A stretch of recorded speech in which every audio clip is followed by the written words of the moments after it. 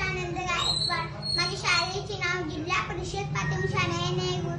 इथे मी अण्णाभाऊ साठे विषयी 2 शब्द सांगणार आहे, ते माझे ऐकावे अशी माझी नम्र विनंती। मी माझ्या भाषणाला सुरुवात करत आहे।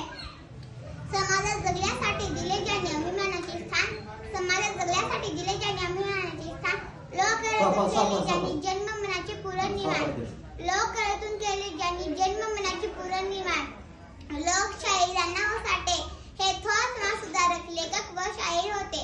त्यांचे पूर्ण नाव तुकाराम बाहुराम साठे होते व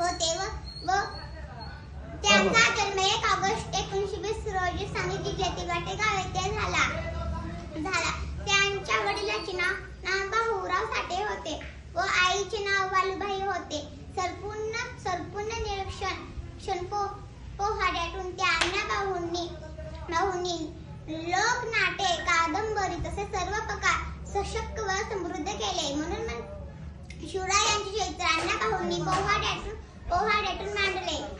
लोकशाहीर अण्णाभाऊंनी 18 जुलै 1969 रोजी जगाचा निरोप घेतला। म्हणून मना असे वाटते दिनदुबऱ्याचे दुःख साहित्यात मांडले, लाया हक्कासाठी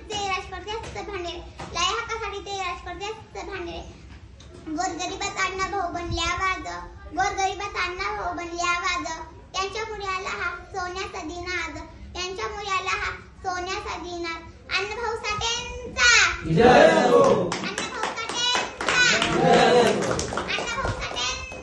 जय हो।